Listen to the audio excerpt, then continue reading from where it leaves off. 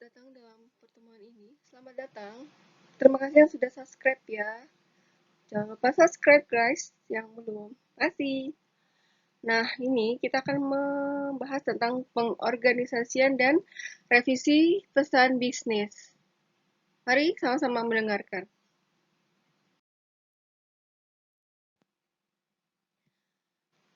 Dalam pengorganisasian pesan-pesan bisnis, setelah merencanakan pesan, langkah selanjutnya adalah menuangkan pesan tersebut.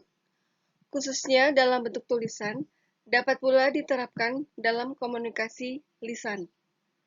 Pengorganisasian pesan-pesan bisnis ini dimulai dengan menyusun kata-kata, kalimat, paragraf, serta menentukan ilustrasi dan keterangan yang dapat membantu mengekspresikan ide pokok.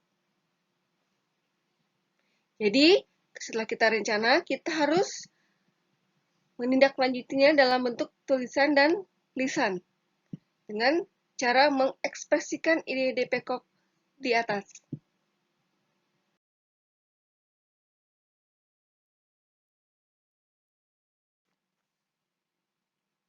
Kenapa sampai pesan tidak terorganisasi? Jadi penyebabnya adalah pesan tidak terorganisasi.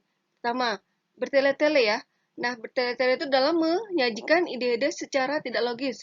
Kemudian memasukkan bahan-bahan yang tidak relevan, serta informasinya tuh penting, kadangkala tidak tercakup dalam pembahasan.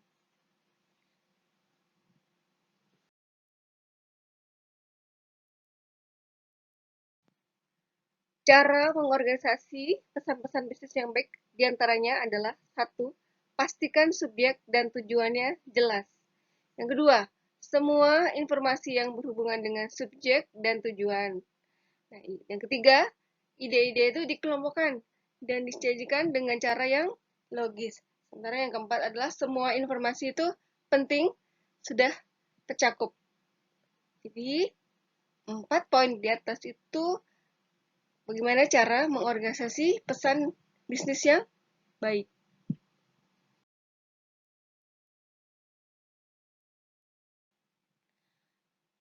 Ini adalah manfaat pengorganisasian yang baik. Satu, membantu audiens memahami suatu pesan yang kognitif. Yang kedua, membantu audiens menerima suatu pesan, dalam hal ini adalah afektif. Yang ketiga, menghemat waktu audiens. Yang keempat, mempermudah pekerjaan komunikator.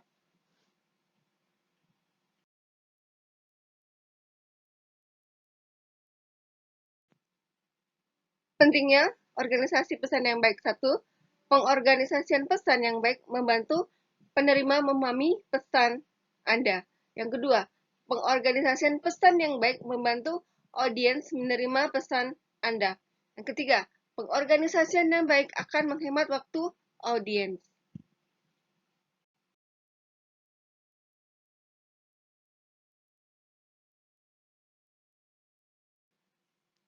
Berikut adalah pengorganisasian pesan melalui outline. Nah, ini ada susunan suatu outline secara garis besar itu terdiri dari 3 tahap. Satu, mendefinisikan dan mengelompokkan ide-ide pokok. Yang kedua, menentukan urutan dengan cara organisasional. Yang ketiga, memilih rencana organisasional yang paling tepat.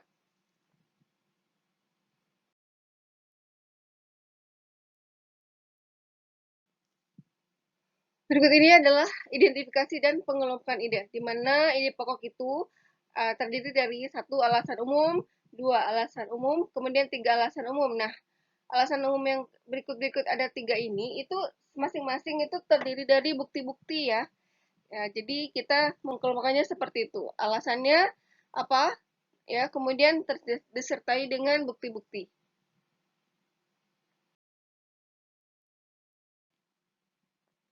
Ini menentukan urutan dengan rencana organisasional. Satu adalah pendekatan yang digunakan ya. Jadi kita harus pendekatan yang digunakan itu adalah satu dengan pendekatan langsung atau direct approach. Dalam hal ini adalah deduktif. Deduktif ini berisi ide pokok muncul paling awal, kemudian diikuti dengan bukti-bukti pendukung. Berikut reaksi audiens cenderung positif dan menyenangkan. Jadi kita harus melakukan direct approach ya, langsung, ya, dengan cara kita menyenangkan, kemudian kita pastinya kita didukung oleh bukti-bukti. Ide-ide gepok itu kemudian cenderung positif.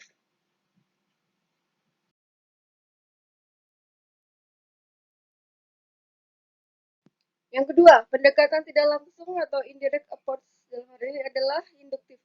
Nah, di sini induktif berisi tentang bukti-bukti pendukung muncul terlebih dahulu, kemudian diikuti dengan ide pokok. Berikutnya adalah reaksi audiens itu cenderung negatif atau tidak menyenangkan, ya.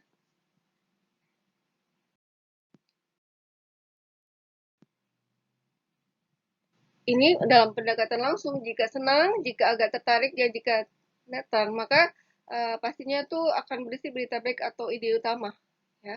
Sementara kalau pendekatan tidak langsung, ya jika tidak tertarik, kemudian dia jika tidak senang, terus kemudian bermusuhan, itu pasti akan ada berita buruk atau ide utama tentang hal-hal yang buruk.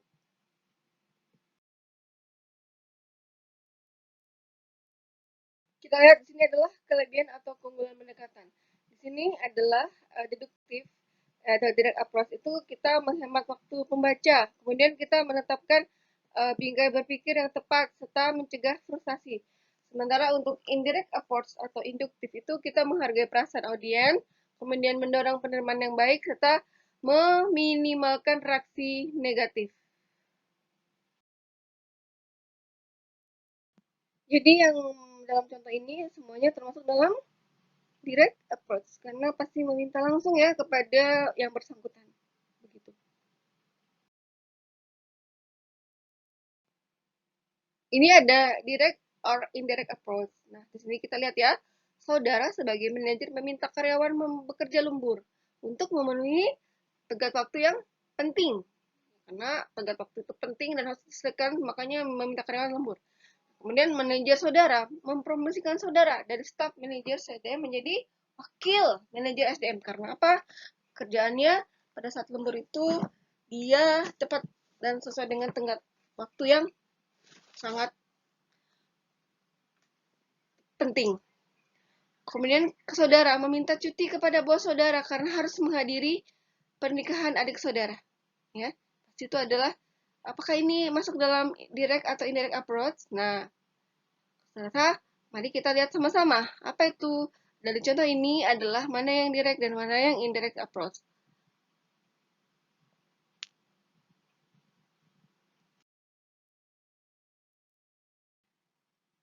Di sini mari kita lihat ya, dalam memilih rencana organisasional itu ada direct approach seperti deduktif, di mana satu adalah direct request. Di sini direct request itu adalah memo, kemudian surat klaim atau surat pesanan, surat undangan, dan surat kredit.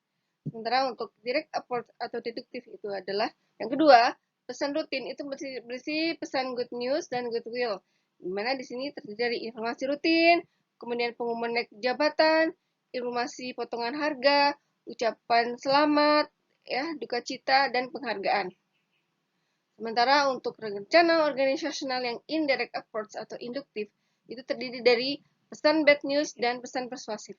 Satu, pesan bad news itu seperti mengumumkan penolakan suatu lamaran, kemudian ada perampingan karyawan, terus penurunan pangkat, kemudian penolakan kredit.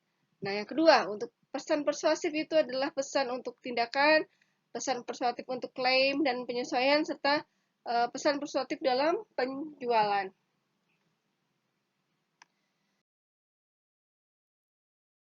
Di sini kita lihat ya, di sini ada pemilihan alternatif antara pendekatan langsung dan pendekatan tidak langsung. Di sini kita lihat jenis pesannya itu ada pesan rutin atau good news dan goodwill. Kemudian di sini ada pesan bad news dan sampai kepada pesan persuasif. Nah, untuk reaksi penerima sendiri itu ada senang atau netral, kemudian tidak senang dan tidak tertarik atau tidak mau. Nah, untuk pendekatannya itu ada langsung, tidak langsung, dan tak langsung. Ya, kemudian untuk pembukaannya itu mulai dengan gagasan pokok, pertanyaan atau berita baik, kemudian mulai dengan pernyataan netral yang berfungsi sebagai pemindahan ke alasan berita buruk, kemudian mulai dengan pernyataan atau pertanyaan yang menarik perhatian. Nah, isinya untuk pesan rutin good news, good will itu adalah kita memberikan rancangan yang perlu. Kemudian untuk pesan bad news itu kita isinya memberikan alasan untuk membenarkan jawaban negatif yang dinyatakan atau menunjukkan serta berita buruk atau dan buat saran positif. Nah, untuk pesan persuasif itu isinya adalah menimbulkan minat menerima mengenai subjek. Bisa keinginannya bila penerima keinginannya untuk mengikuti keinginan penerimanya untuk mengikuti ya. Dan dalam hal ini sekali lagi pesan persuasif itu adalah isinya menimbulkan minat penerima mengenai subjek ya. Di sini keinginan penerima itu harus untuk mengikutinya. Untuk menutup, pesan rutin good news atau good will itu ditutup dengan komentar yang ramah, rujukan yang baik, berita baik, atau pertanyaan yang mengenai tindakan spesifik yang dikehendaki. Untuk pesan bad news itu penutupnya adalah tutup dengan ramah. Kemudian untuk pesan persuasif itu penutupnya adalah pastinya kita harus meminta tindakan. Inilah alternatif ya, di mana ada pendekatan langsung dan tidak langsung. Kita lihat untuk cara pengorganisasian yang baik ya, di mana satu kita menetapkan gagasan pokok. Gagasan pokok untuk menetapkan itu terdiri dari topik dan gagasan pokok sendiri. Nah, topik adalah sebuah subjek yang luas dari suatu pesan. Sementara gagasan pokok adalah membuat pernyataan mengenai topiknya.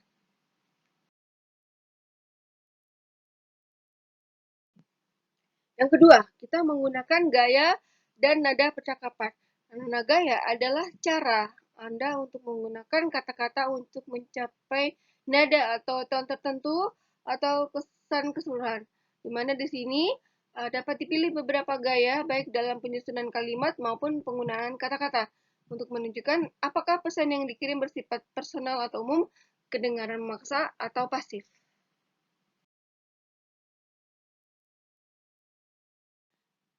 Dewasa ini, komunikator bisnis pada umumnya menggunakan nada percakapan yang terdengar praktis tanpa terlalu formal dan membosankan. Tetapi perlu diingat ya untuk menghindari hal-hal berikut. Satu, keintiman.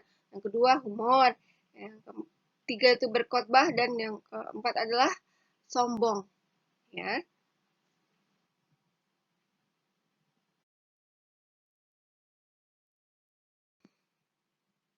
Berikut ini adalah contoh pengorganisasian pesan bisnis. Contohnya adalah sebagai berikut. Terima kasih atas surat Anda tertanggal 10 April 2006 yang bermaksud agar kami mengganti sepatu Anda yang Anda pesan dengan model sepatu yang lain. Perlu Anda ketahui bahwa kami menganjurkan kepada konsumen untuk mencoba mengenakan sepatu yang baru dibelinya untuk berjalan beberapa saat guna memastikan kesesuaian ukuran dan merasakan kenyamanannya. Apabila Anda menghendaki model dan ukuran yang berbeda, kami segera mengirimkannya setelah sepatu yang kurang sesuai dikembalikan.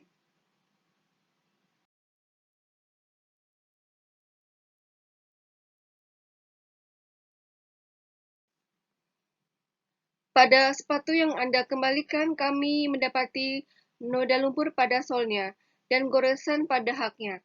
Seandainya sepatu yang Anda kembalikan kami terima tanpa noda tersebut, kami bersedia menggantikannya. Oleh karena itu, dengan menyesal kami tidak dapat memenuhi permintaan Anda. Model Black Stacy merupakan sepatu produk kebanggaan kami dengan kualitas terbaik yang terjamin terbuat dari kulit pilihan, tahan lama, dan nyaman dipakai.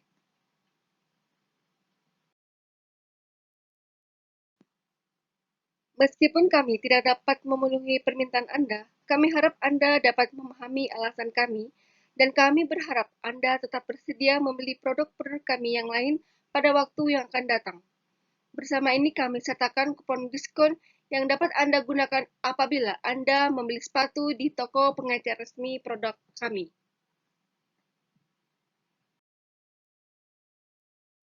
Setelah ada contoh pesan-pesan bisnis di atas, nah di sini kita harus memperhatikan ya, alasan revisi pesan itu apakah diperlukan.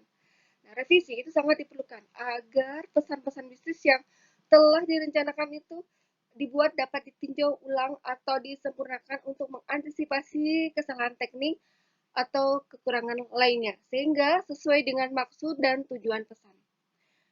Yang berikutnya itu alasannya hanya sedikit penulis yang bisa menghasilkan sebuah tulisan yang memuaskan pada versi pertama.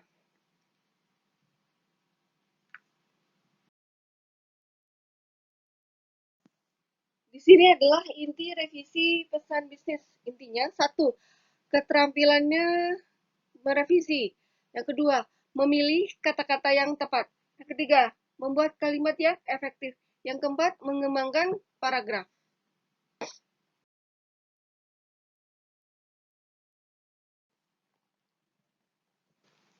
Ini merupakan keterampilan merevisi ya. Satu, dengan kita menulis dengan ringkas ya, tidak perlu bertele-tele.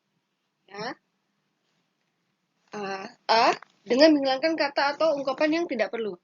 Ini komunikasi yang perlu dihindari, seperti untuk sejumlah dari diganti menjadi kata padanan yang efisien adalah untuk.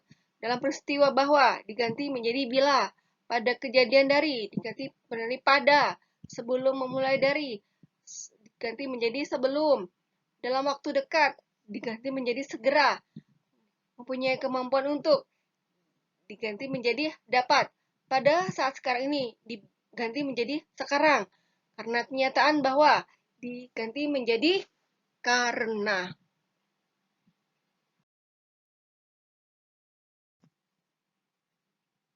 B. Gunakan kata pendek dan hilangkan kata yang berlebihan. Di sini kata-kata yang berlebihan itu adalah seperti dalam tahun sebelumnya perusahaan mempercepat operasi produktif. Di sini diganti ya. Kemudian kita menggantinya menjadi kata-kata pendek aja dengan tahun lalu perusahaan mempercepat operasi. Untuk kata berlebihan berikutnya adalah tindakan itu berdasarkan pada asumsi bahwa perusahaan beroperasi dengan defisit keuangan. Diganti menjadi kata-kata pendek dengan tindakan itu didasarkan pada keyakinan bahwa perusahaan merugi.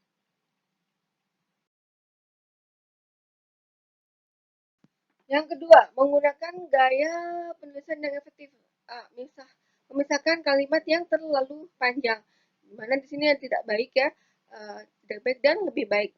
Di sini kita tidak baiknya adalah majalah itu akan terbit tanggal 1 Januari dan saya lebih baik memenuhi batas tenggatnya bila saya ingin artikel saya dimuat. Nah, lebih baiknya menjadi majalah itu akan terbit tanggal 1 Januari. Saya lebih baik memenuhi batas tenggatnya bila ingin artikel saya dimuat.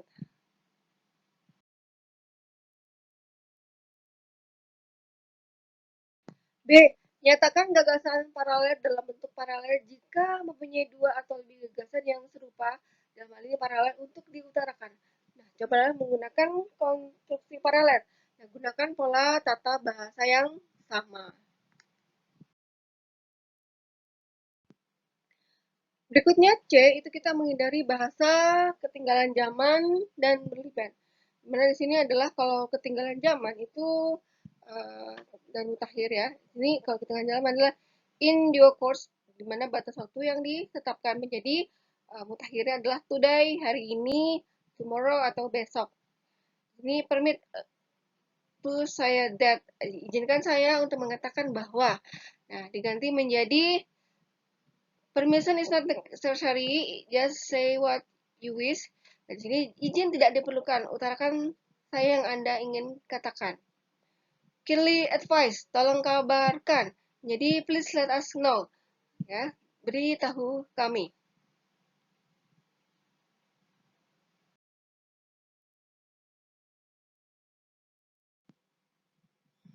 Yang kedua, menghindari kalimat yang mengambang atau ambigu. Sini contohnya, untuk yang tidak baik menjadi lebih baik. Saya yakin bahwa catatan pengalaman kerja Pak Johnson tampaknya menunjukkan bahwa dia mungkin mampu menduduki posisi itu. Nah, menjadi lebih baik dengan kata-kata. Catatan pengalaman kerja Pak Johnson menunjukkan bahwa dia mampu menduduki posisi itu.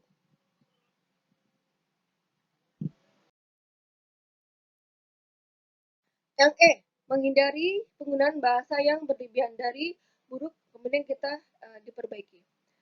Jadi kita menghindari penggunaan bahasa yang berlebihan ya, seperti contoh, setelah mengadakan pasokan tambahan, saya akan mulai memenuhi pesanan Anda. Ya, jadi diganti, saya akan memenuhi pesanan Anda bila saya sudah menerima pasokan lagi. Jadi perbaikannya seperti kata tersebut di atas sebelumnya. Yang berikutnya adalah pemeriksaan catatan menunjukkan defisit yang cukup besar untuk periode pembukuan sebelumnya yang diakibatkan dari penggunaan mekanisme yang sudah kuno. Kita perbaiki ya. Jadi, catatan menunjukkan kerugian perusahaan tahun lalu karena penggunaan peralatan tua.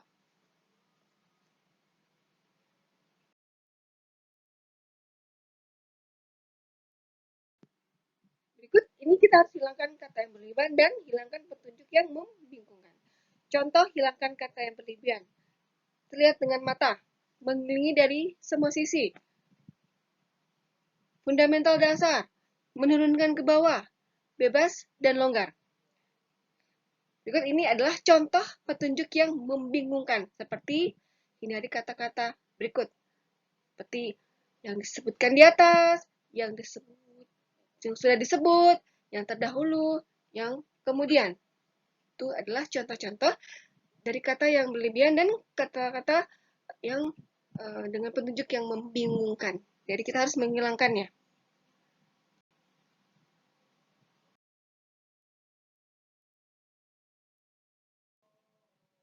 Ketiga, kita menggunakan teknologi untuk menyusun dan merevisi pesan.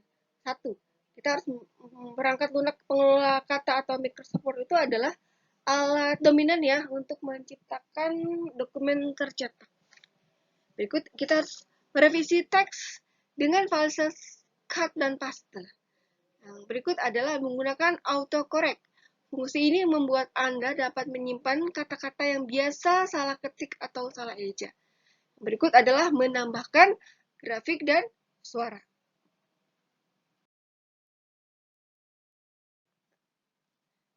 Berikut ini adalah contoh revisi. Di sini kita lihat bahwa kami bermaksud menyelenggarakan konferensi tahunan di Hotel Rose Garden dalam bulan depan.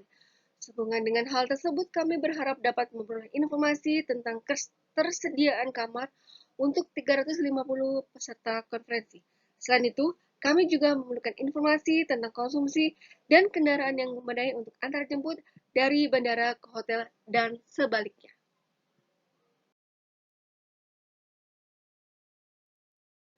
Nah, ini adalah contoh dari hasil revisi ya.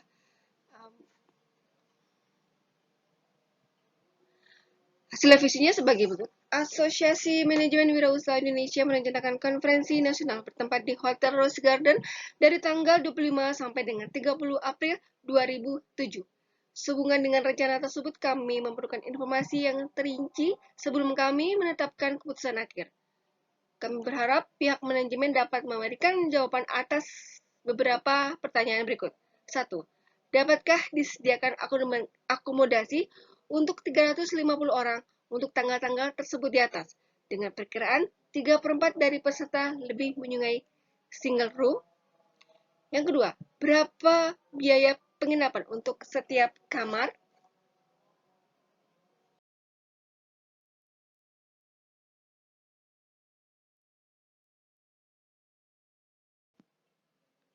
Yang ketiga, dapatkah disediakan 3 ruang pertemuan yang besar pada tanggal-tanggal tersebut, di mana setiap ruang berkapasitas 125 orang? Yang keempat, kami lebih menyukai makan bersama dalam bentuk prasmanan untuk makan pagi, siang, dan malam. Dapatkah hal tersebut dipenuhi? Kami juga memerlukan informasi tentang menu dan harga. Yang kelima, apakah Hotel Rose Garden memiliki kendaraan yang representatif untuk antar jemput peserta dari hotel atau airport atau antar jemput peserta dari hotel maupun bandara?